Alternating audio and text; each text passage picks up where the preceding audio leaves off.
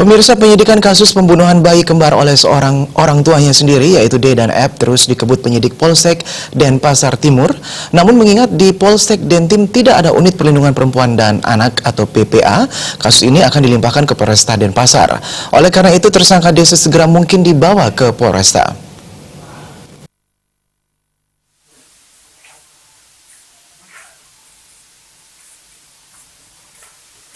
Menurut Kapolsek Denpasar Timur AKP Inyoman Karang Adiputra, kasus penyidikan pembunuhan bayi kembar yang telah menetapkan kedua orang tuanya sebagai tersangka dilimpahkan ke unit PPA Polresta Denpasar atas perintah pimpinan serta di Polsek tidak memiliki unit PPA.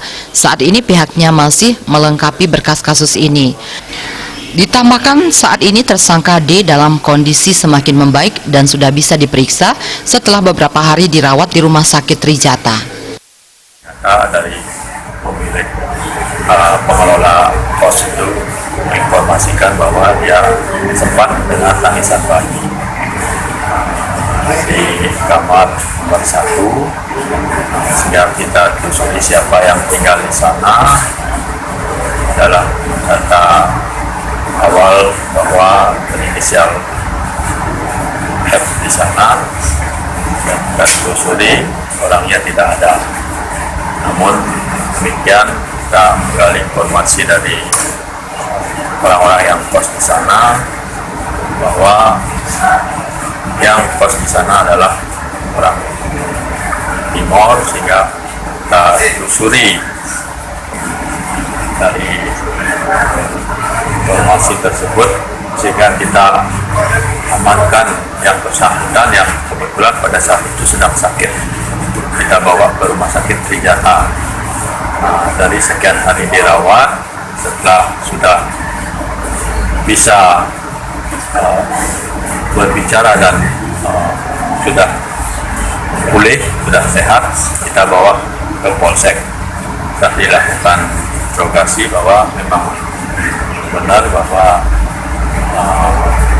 terduga ini melakukan pembunuhan artinya terhadap bayinya. Seperti diberitakan, warga di Jalan Ratna, Gang Werkudara, Denpasar pada Minggu 15 Juli diresahkan bau busuk sangat menyengat. Setelah ditelusuri ternyata sumber bau tersebut berasal dari tas di sebelah rumah kos.